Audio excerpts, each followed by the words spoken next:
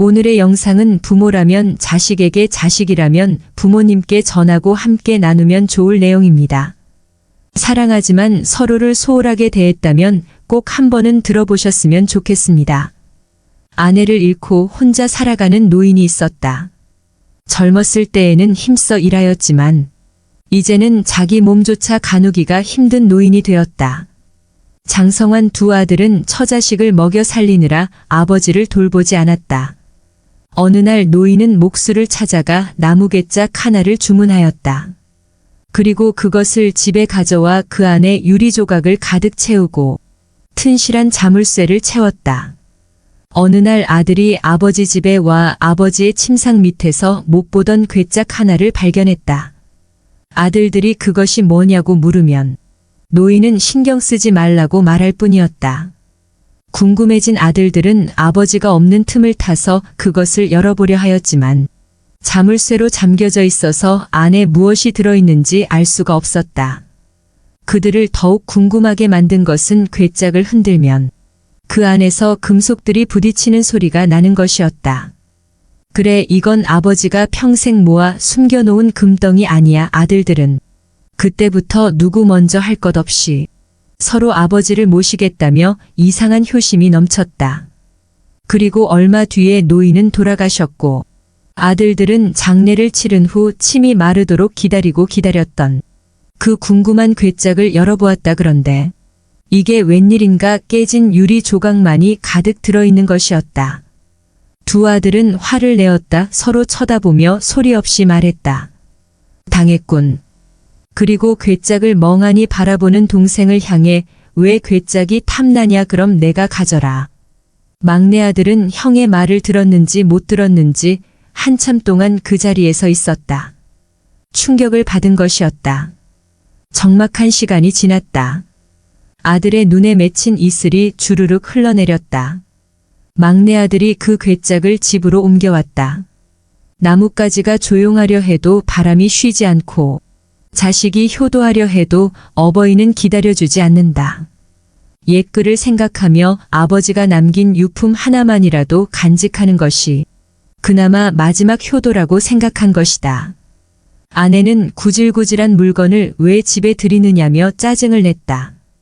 그는 아내와 타협을 했다. 유리 조각은 버리고 괴짝만 갖고 있기로 괴짝을 비우고 나니 밑바닥에 편지 한 장이 들어있었다. 막내 아들은 편지를 읽어내려가며 엉엉 소리내어 울기 시작했다. 나이 40을 넘긴 사나이의 통곡 소리에 그의 아내가 달려왔다. 아들, 딸도 달려왔다.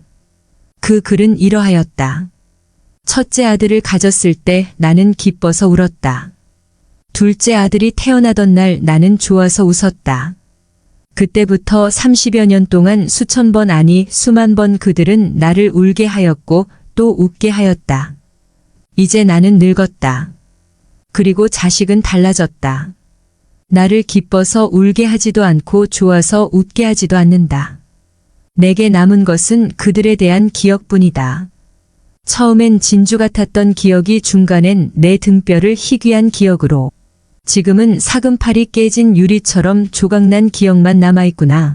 내 아들들만은 나같지 않기를, 너희들의 늙음악이 나같지 않기를. 아내와 아들, 딸도 아버지하고 소리치며 아버지의 품으로 뛰어들었다. 아내도 그의 손을 잡았다. 네 사람은 서로 부둥켜 안고 울었다. 어느 노인의 유언장이 어떠셨나요? 참으로 많은 생각을 하게 하는 글입니다. 요즘 들어서 제 마음을 울리는 단어가 있습니다. 부모 그리고 자식입니다. 저의 부모님은 어려운 형편에도 자식을 위해 최선을 다해 살아오셨기에 자식에게 희생했던 시간을 보상받고 싶은 마음인지 조그만 일에도 섭섭해하시고 인생이 참 허무하다란 말씀을 자주 하십니다. 자식에게 줄 때는 나중에 돌려받으려는 마음으로 준 것은 아닐 텐데 어느새 머리가 희끗한 나이가 되었고 늙고 병들다 보니 예전엔 내가 자식에게 이렇게 해주었는데 하며 자식들은 이것도 못해주나 하는 생각이 드시는가 봅니다. 그리고 저도 그 심정을 조금은 이해하게 되는 것 같습니다. 내가 부모님에게 받은 것을 갚자고 하면 얼마나 갚을 수 있을까요? 돌이켜보면 어렸을 적에는 나 살기 바쁘다는 핑계로 부모는 당연히 모든 걸 자식에게 해주는가 보다 그래서 떤 적도 있었습니다. 하지만 저도 나이 들고 살아보니 부모라서 당연히 해주는 것은 아니구나 하는 마음이 들었습니다. 세상에 당연한 것은 없고 나 역시도 내 자식에게 부모 노릇을 하는 게 쉬운 일만은 아니라는 것을 깨달았기 때문인가 봅니다. 부모와 자식 관계에서 고통의 교집합은 있어도 이해의 교집합은 없다라는 어느 저자의 말에 이 글을 쓰는 순간에도 그 글을 떠올리며 공감하곤 합니다. 세월이 흘러 어느새 저는 이만큼 자랐고 부모와 자식의 관계로 서로 마주하다 보니 부모는 자식에게 이게 다 너를 위해서 하는 말이라며 고집하고 자식은 현실에 맞지 않다. 심지어는 시대착오적이다라는 말을 하며 서로 팽팽히 맞서는 일도 생기는 것 같습니다. 가족관계라는 것이 참 어렵지요. 자식은 자식으로서 부모가 바라는 모든 걸 맞춰주려고 애써야 하고 부모도 자식에게 해주어야 할 일들이 많다고 생각하다 보니 서로의 마음은 그렇지 않은데 그 방향이 엇나갈 때면 어렵고 힘든 일이 되어버리는 것 같습니다. 하지만 그럼에도 불구하고 오늘 이야기를 준비하며 제 마음 한켠에는 감사라는 마음이 더 크게 자라났습니다. 내 부모님의 자식으로서 아직 무언가를 해드릴 수 있다는 사실이 나에게 시간이 남아있음이 얼마나 감사한 일인지 모르겠습니다. 산 언덕 꼭대기에 두 그루의 나무가 나란히 서 있었습니다. 하나는 큰 나무였고 또 다른 하나는 작은 나무였지요. 작은 나무는 큰 나무 때문에 늘 그늘진 것이 불만이었습니다.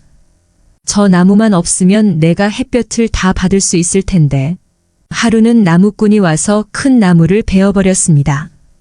이제 드디어 이 언덕은 내 것이 되었어라며 작은 나무는 속으로 몹시 기뻐했습니다. 하지만 큰 나무가 베어지고 나자 작은 나무는 곧 깨닫게 되었지요. 산꼭대기에 내리쬐는 햇볕을 혼자 견뎌야 하는 것이 얼마나 힘든지 홀로 외로이 서 있는 것이 얼마나 힘든 일인지 말입니다. 어쩌면 우리의 세상살이도 이러하지 않을까요?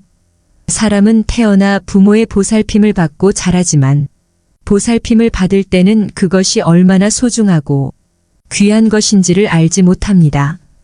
하지만 자식이 자라 스스로 부모가 되고 나면 부모라는 자리가 얼마나 힘들고 외로운 것인지 자신을 보살펴 주신 사랑이 얼마나 고마운 것인지를 깨닫게 됩니다. 또한 부모가 세상을 떠나고 나면 아무리 부모된 자가 가난하고 병들었어도 자신을 지키게 한 버팀목이 되었음을 알고 불효를 후회하게 되는 경우도 많습니다. 그러고 보면 자식이 부모의 마음을 어떻게 다 헤아릴 수 있을까 싶습니다. 아무리 퍼내어도 마르지 않는 샘물처럼 끝없이 자식을 아끼고 감싸는 부모의 마음은이 세상 어떤 것을 갖다 대어 비유를 해도 모자랄 것 같습니다. 얼마 전 TV에서 부모를 버리는 자식에 관한 보도물을 본 적이 있습니다. 거동하기도 힘들고 병든 아버지를 며칠 동안이나 방치해서 죽게 하거나 고부간의 갈등으로 괴로워하다. 중년의 가장이 노모와 함께 생을 등지는 일이나 겉으로 보기에는 한적한 전원주택처럼 보이는 외딴 곳에 그냥 부모를 모셔두면서 사람들에게는 효도하는 척 흉내만 내고 정작 얼굴은 한번 보이지도 않는 파렴치한 자식까지 우리 사회의 어두운 단면들에 관한 보고였습니다. 물론 이 사회에는 병든 부모님을 성심껏 모시는 효성 깊은 자식이 더 많을 것입니다. 개인적인 사정으로 요양원이나 요양병원에 모시면서 가슴 아파하고 뒤로 눈물 흘리는 자식들도 많겠지요. 하지만 자식을 버리는 부모보다 부모를 버린 자식이 더 많은 이유는 자식이 부모의 마음을 알기 힘들어서가 아닐까 싶습니다. 그리고 이토록 팍팍한 세상에 자신이 받은 은혜를 다 잊어버리고 혼자 이 세상에 태어난 것으로 여기기 때문은 아닐까요? 젊었을 때 자식을 위해 모든 것을 희생하신 우리의 부모님들은 이제 병들고 지쳐서 총기도 잃어가고 보살핌 없이 살아가기 힘든 약한 존재가 되는 순간이 옵니다. 세월이 더 흐르면 갓 태어난 어린아이와 마찬가지로 끊임없이 사랑하고 보살피지 않으면 금방 시들어버리는 그런 존재가 되기도 합니다. 자식에게 짐이 될까? 운동도 열심히 해보고 마음 공부도 해보지만 찾아오는 세월을 거스를 수 없는 것이 우리 인간이지요. 버림받은 부모가 느끼는 가장 큰 슬픔은 앞으로 살아갈 날에 대한 걱정이 아닙니다. 자식에게 버림받았다는 사실, 온갖 정성으로 키워온 꽃 같은 내 자식이 늙었다는 이유로 나를 외면했다는 절망감입니다. 직접적으로 부모를 갖다 버렸다고 해서 그것만 불효가 되는 것은 아닙니다. 같은 집에 살고 있어도 매일 따뜻한 말 한마디, 고운 낯빛 한번 보이지 않는 것, 부모가 이해하지 못한다고 대화에서 소외시키는 사소하고 작은 행동이 부모의 가슴을 멍들게 하는 것입니다. 이 세상에 늙지 않는 사람은 없습니다. 누구나 생의 끝자락에는 힘없고 보잘것없는 노인이 되고야 말지요. 그런 자신의 모습을 생각해 본다면 지금의 부모를 저버릴 수 있을까요? 부모에게 돈으로 하는 선물, 물질로 보이기 위한 효도가 아니라 진심으로 건네는 따뜻한 말 한마디가 더 소중하지 않을까 싶습니다. 마음에도 없는 선물을 하기보다는 부모님과 눈을 맞추고 손을 꼭 잡아드리면서 사랑하는 마음을 표현해 보세요.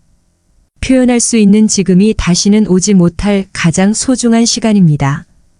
부모와 자식은 전생의 원수라는 말을 들어보셨나요? 불교에서는 부모와 자식 사이를 인생의 굴레라고 하는데요. 부모와 자식 사이에는 4가지 인연이 있다고 합니다. 첫째는 은혜를 갚는 인연이고, 둘째는 원한을 갚는 인연이며, 셋째는 빚을 갚는 인연이고, 넷째는 빚을 되찾는 인연입니다.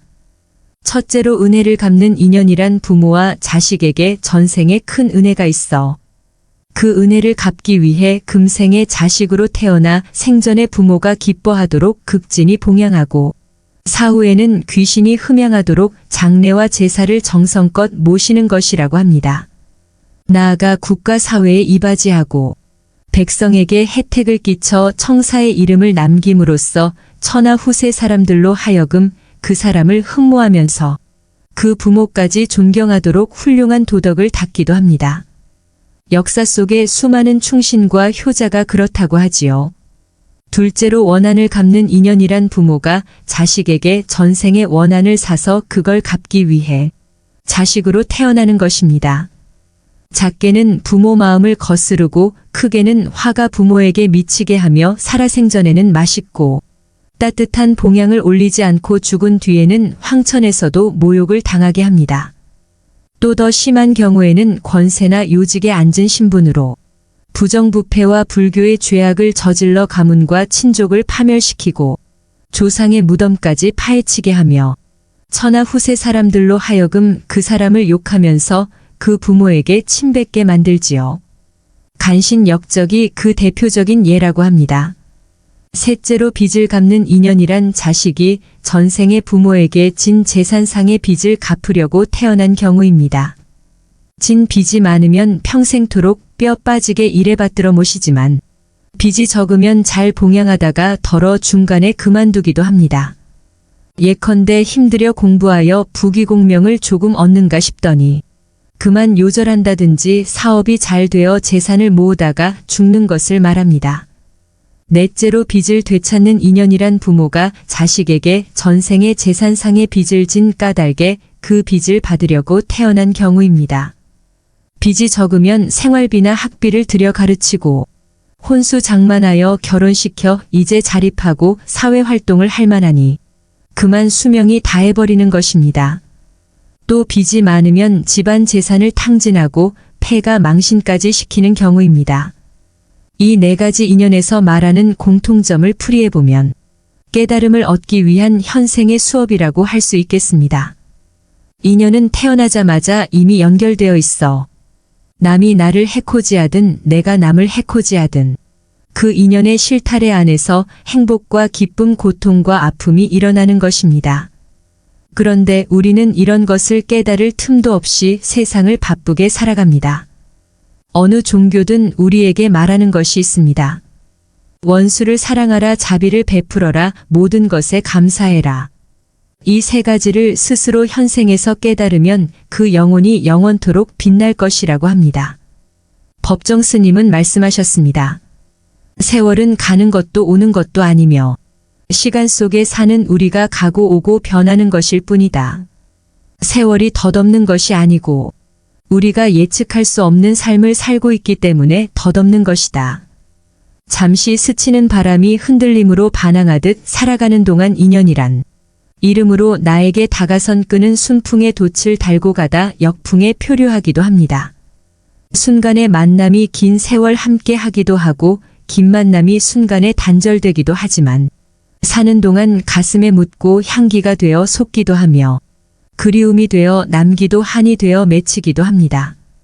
어느 인연 하나 소중하지 않은 것이 덮건을 순간순간 불어대는 감정이 회오리 바람에 우리는 생채기를 내며 내팽개칩니다. 인연이란 잠자리의 날개가 바위에 스쳐 그 바위가 눈꽃처럼 하얀 가루가 될 쯤 그때서야 한번 찾아오는 것이라고, 그것이 인연이라고 누군가가 그랬습니다. 등나무 그늘에 누워 같은 하루를 바라보는 저 연인에게도 분명 우리가 다 알지 못할 눈물겨운 기다림이 있었다는 사실을 그렇기에 겨울 것보다 더 아름답고 사람 안에 또 한 사람을 잉태할 수 있게 함이, 그것이 사람의 인연이라고 누군가가 그랬습니다. 나무와 구름 사이, 바다와 섬 사이, 그리고 사람과 사람 사이에는 수천 수만 번의 애달코 쓰라린 잠자리의 날개짓이 숨쉬고 있음을 인연은 서리처럼 겨울 담장을 조용히 넘어오기에 한겨울에도 마음의 문을 활짝 열어놓아야 한다고 누군가가 그랬습니다. 부모와 자식 간의 인연도 그렇습니다. 콩 심은 내 콩나고 팥 심은데 팥나는 줄을 알아야 합니다. 가라지를 심고 밀을 거두고자 하거나 피를 씨 뿌리고 별을 거둘 생각은 말아야 합니다. 인연이란 이름으로 나에게 던져진 끈을 온 마음을 다해 온 정성을 향해 내가 사는 동안 아름다운 선율로 이어지도록 나를 갈고 닦으며 함께하는 인생길이었으면 좋겠습니다. 우리의 부모님도 누군가의 소중한 자식이었겠지요. 진심으로 부모님의 은혜를 되돌아볼 수 있는 시간이 되었길 바랍니다. 마지막으로 제가 좋아하는 시를 함께 나누고 싶습니다. 나를 위한 기도, 날마다 하루 분량의 즐거움을 주시고 일생의 꿈은 그 과정에 기쁨을 주시고 떠나야 할 곳에서는 빨리 떠나게 하시고 머물러야 할 자리에는 영원히 아름답게 머물게 하소서. 누구 앞에서나 똑같이 겸손하게, 어디서나 머리를 낮춤으로써 내 얼굴이 드러나지 않게 하소서. 마음을 가난하게 하여 눈물이 많게 하시고 생각을 빛나게 하여 웃음이 많게 하소서. 인내하게 하소서. 인내는 잘못을 참고 그냥 지나가는 것이 아니라 사랑으로 깨닫게 하고 기다림이 기쁨이 되는 인내이게 하소서. 용기를 주어서 부끄러움과 부족함을 드러내는 용기를 주시고 용서와 화해를 미루지 않는 용기를 주어서 음악을 듣게 하시고 햇빛을 좋아하게 하시고 꽃과 나뭇잎의 아름다움에 늘 감탄하게 하소서. 누구의 말이나 귀 기울일 줄 알고 지켜야 할 비밀은 끝까지 지키게 하소서. 사람을 외모로 평가하지 않게 하시고 그 사람의 참 가치와 모습을 빨리 알게 하소서. 사람과의 헤어짐을 자연스럽게 받아들이되 그 사람의 좋은 점만 기억하게 하소서. 나이가 들어 쇠약하여 질 때도 삶을 허무나 후회나 고통으로 생각하지 않게 하시고 나이가 들면서 찾아오는 지혜와 너그러움과 부드러움을 좋아하게 하소서. 삶을 잔잔하게 하소서. 그러나 폭풍이 몰려와도 쓰러지지 않게 하시고 고난을 통해 성숙하게 하소서. 건강을 주소서. 그러나 내 삶과 생각이 건강의 노예가 되지 않도록 하소서. 질서를 지키고 원칙과 기준이 확실하며 균형과 조화를 잃지 않도록 하시며 성공한 사람보다 소중한 사람이 되게 하소서. 언제 어디서나 사랑만큼 쉬운 길이 없고 사랑만큼 아름다운 길이 없다는 것을 알고 늘 그 길을 택하게 하소서. 아내를 잃고 혼자 살아가는 노인이 있었다.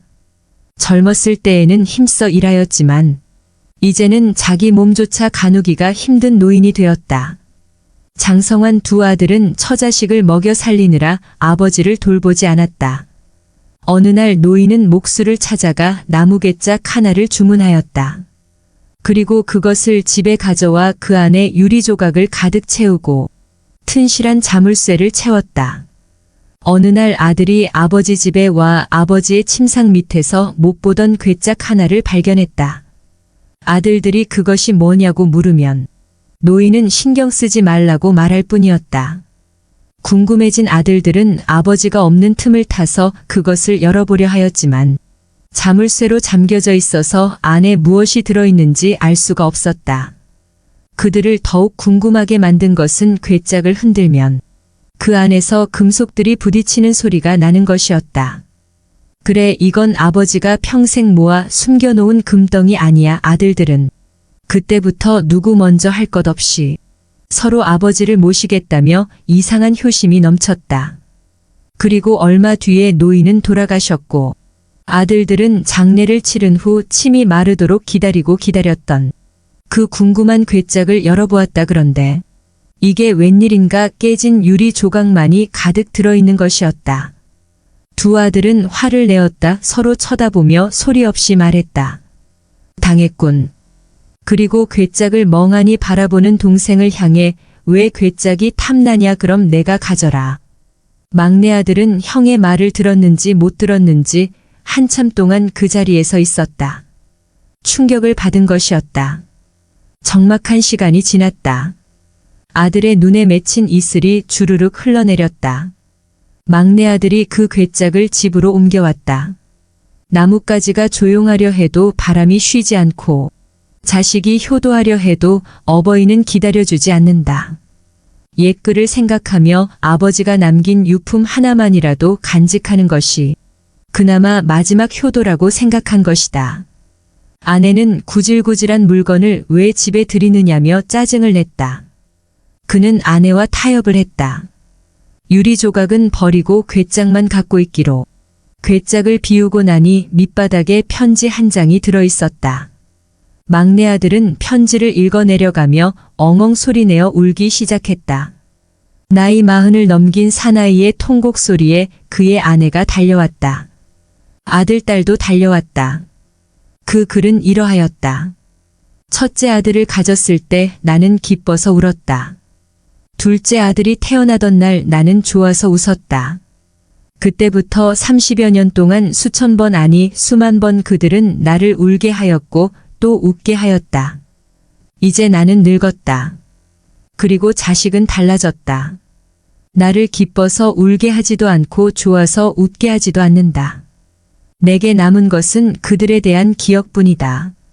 처음엔 진주 같았던 기억이 중간엔 내 등뼈를 희귀한 기억으로, 지금은 사금팔이 깨진 유리처럼 조각난 기억만 남아있구나.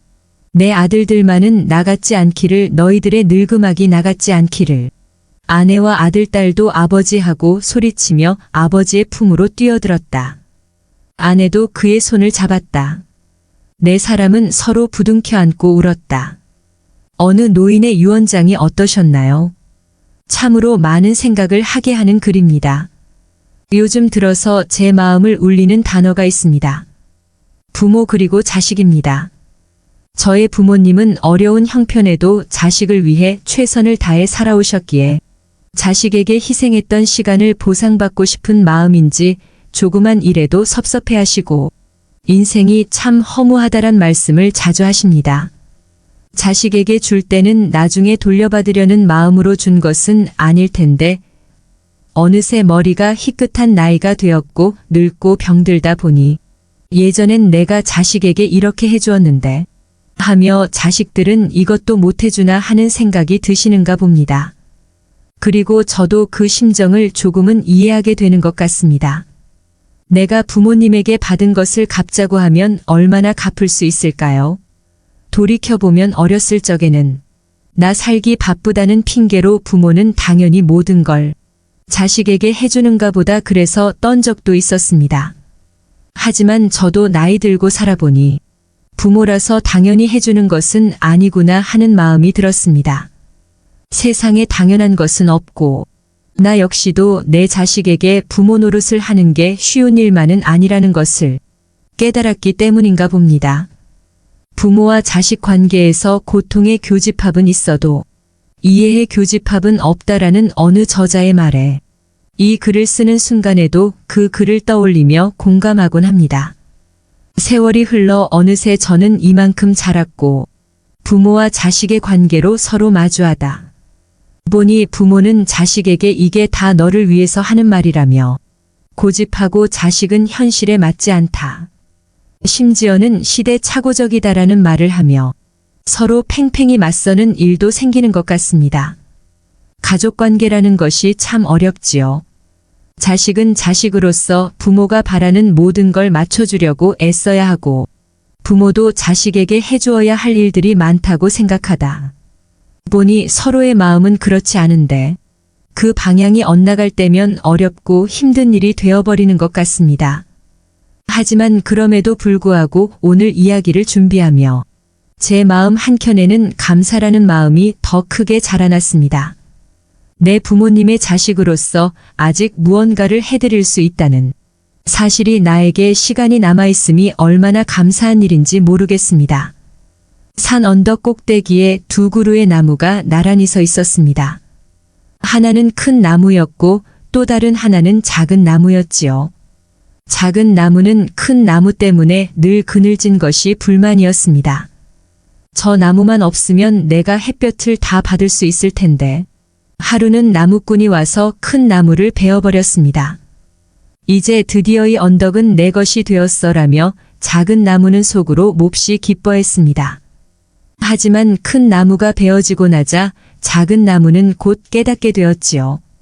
산 꼭대기에 내리쬐는 햇볕을 혼자 견뎌야 하는 것이 얼마나 힘든지, 홀로 외로이 서 있는 것이 얼마나 힘든 일인지 말입니다. 어쩌면 우리의 세상살이도 이러하지 않을까요?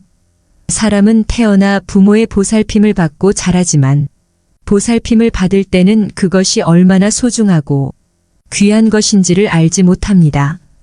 하지만 자식이 자라 스스로 부모가 되고 나면 부모라는 자리가 얼마나 힘들고 외로운 것인지, 자신을 보살펴 주신 사랑이 얼마나 고마운 것인지를 깨닫게 됩니다. 또한 부모가 세상을 떠나고 나면 아무리 부모된 자가 가난하고 병들었어도 자신을 지키게 한 버팀목이 되었음을 알고 불효를 후회하게 되는 경우도 많습니다. 그러고 보면 자식이 부모의 마음을 어떻게 다 헤아릴 수 있을까 싶습니다. 아무리 퍼내어도 마르지 않는 샘물처럼 끝없이 자식을 아끼고 감싸는 부모의 마음은이 세상 어떤 것을 갖다 대어 비유를 해도 모자랄 것 같습니다. 얼마 전 TV에서 부모를 버리는 자식에 관한 보도물을 본 적이 있습니다. 거동하기도 힘들고 병든 아버지를 며칠 동안이나 방치해서 죽게 하거나 고부간의 갈등으로 괴로워하다. 중년의 가장이 노모와 함께 생을 등지는 일이나 겉으로 보기에는 한적한 전원주택처럼 보이는 외딴 곳에 그냥 부모를 모셔두면서 사람들에게는 효도하는 척 흉내만 내고 정작 얼굴은 한번 보이지도 않는 파렴치한 자식까지 우리 사회의 어두운 단면들에 관한 보고였습니다. 물론 이 사회에는 병든 부모님을 성심껏 모시는 효성 깊은 자식이 더 많을 것입니다. 개인적인 사정으로 요양원이나 요양병원에 모시면서 가슴 아파하고 뒤로 눈물 흘리는 자식들도 많겠지요. 하지만 자식을 버리는 부모보다 부모를 버린 자식이 더 많은 이유는 자식이 부모의 마음을 알기 힘들어서가 아닐까 싶습니다. 그리고 이토록 팍팍한 세상에 자신이 받은 은혜를 다 잊어버리고 혼자 이 세상에 태어난 것으로 여기기 때문은 아닐까요? 젊었을 때 자식을 위해 모든 것을 희생하신 우리의 부모님들은 이제 병들고 지쳐서 총기도 잃어가고 보살핌 없이 살아가기 힘든 약한 존재가 되는 순간이 옵니다.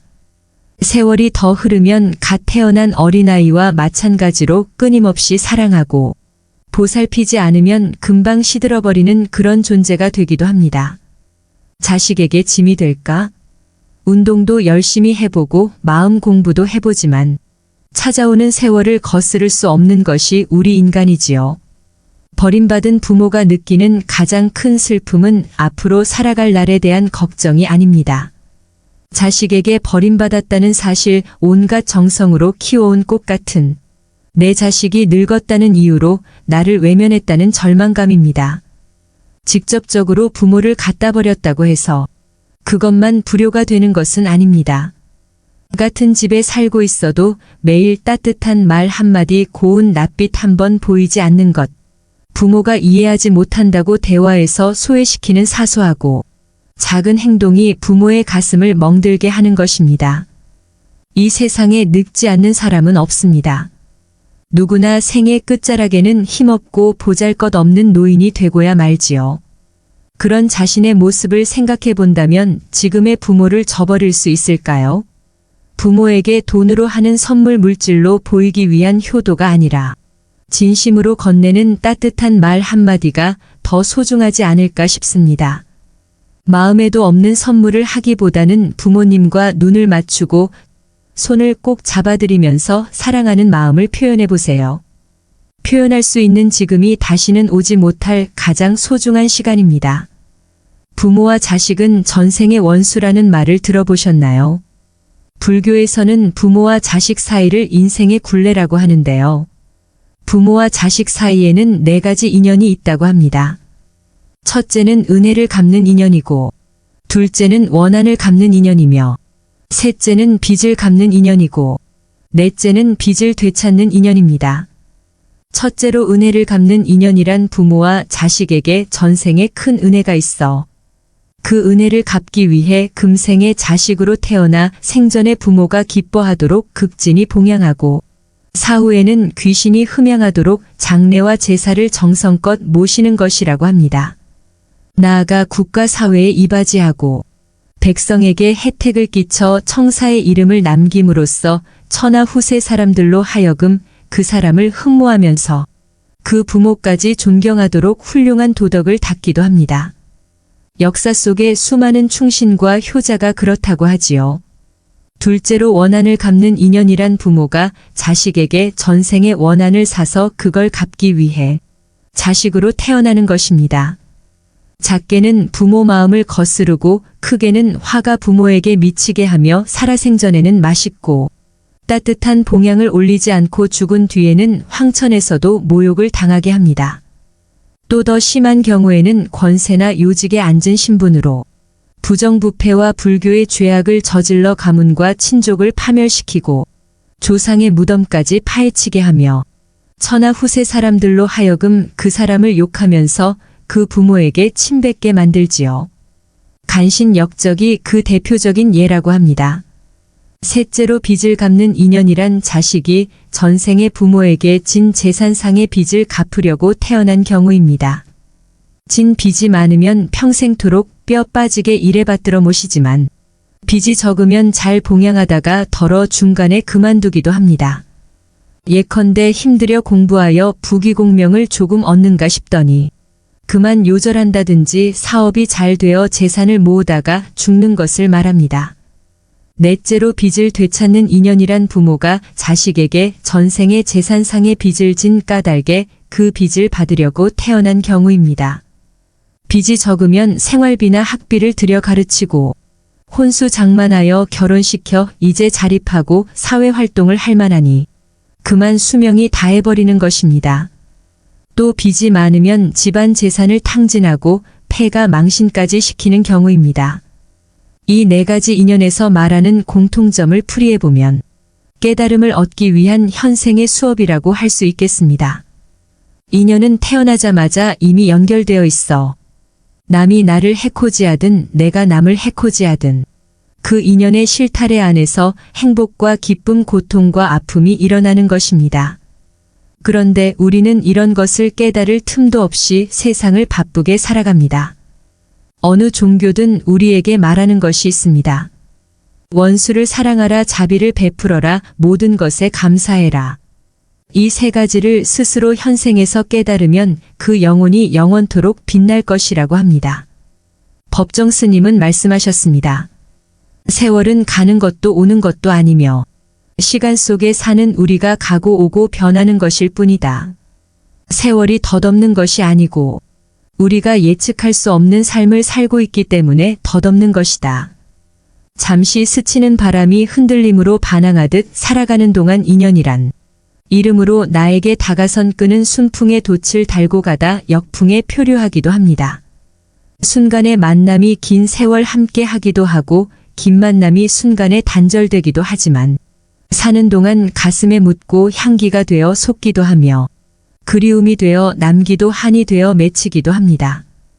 어느 인연 하나 소중하지 않은 것이 없거늘 순간순간 불어대는 감정이 회오리 바람에 우리는 생채기를 내며 내팽개칩니다.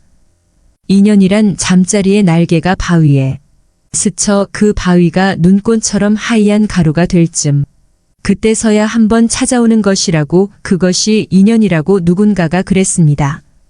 등나무 그늘에 누워 같은 하루를 바라보는 저 연인에게도 분명 우리가 다 알지 못할 눈물겨운 기다림이 있었다는 사실을 그렇기에 겨울 것보다 더 아름답고 사람 안에 또 한 사람을 잉태할 수 있게 함이 그것이 사람의 인연이라고 누군가가 그랬습니다. 나무와 구름 사이, 바다와 섬 사이, 그리고 사람과 사람 사이에는 수천 수만 번의 에달코스라린 잠자리의 날개짓이 숨쉬고 있음을 인연은 서리처럼 겨울 담장을 조용히 넘어오기에 한겨울에도 마음의 문을 활짝 열어놓아야 한다고 누군가가 그랬습니다. 부모와 자식 간의 인연도 그렇습니다. 콩 심은 내 콩나고 팥 심은데 팥나는 줄을 알아야 합니다. 가라지를 심고 밀을 거두고자 하거나 피를 씨 뿌리고 별을 거둘 생각은 말아야 합니다. 인연이란 이름으로 나에게 던져진 끈을 온 마음을 다해 온 정성을 향해 내가 사는 동안 아름다운 선율로 이어지도록 나를 갈고 닦으며 함께하는 인생길이었으면 좋겠습니다. 우리의 부모님도 누군가의 소중한 자식이었겠지요. 진심으로 부모님의 은혜를 되돌아볼 수 있는 시간이 되었길 바랍니다. 마지막으로 제가 좋아하는 시를 함께 나누고 싶습니다. 나를 위한 기도 날마다 하루 분량의 즐거움을 주시고 일생의 꿈은 그 과정에 기쁨을 주시고 떠나야 할 곳에서는 빨리 떠나게 하시고 머물러야 할 자리에는 영원히 아름답게 머물게 하소서. 누구 앞에서나 똑같이 겸손하게 어디서나 머리를 낮춤으로써 내 얼굴이 드러나지 않게 하소서.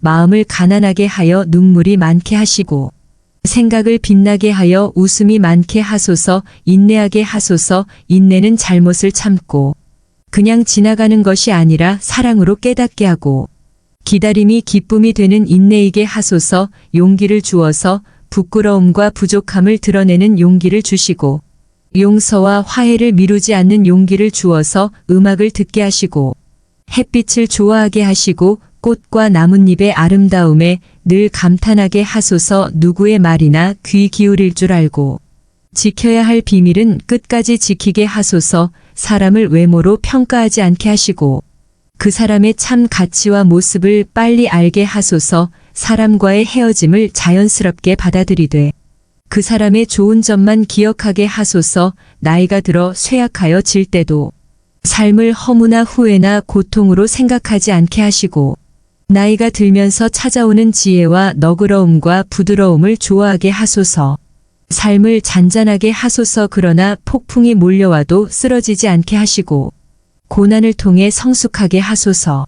건강을 주소서. 그러나 내 삶과 생각이 건강의 노예가 되지 않도록 하소서. 질서를 지키고 원칙과 기준이 확실하며 균형과 조화를 잃지 않도록 하시며 성공한 사람보다 소중한 사람이 되게 하소서. 언제 어디서나 사랑만큼 쉬운 길이 없고 사랑만큼 아름다운 길이 없다는 것을 알고 늘 그 길을 택하게 하소서. 이상으로 삶의 철학이었습니다. 철학이 있는 당신의 삶을 응원합니다.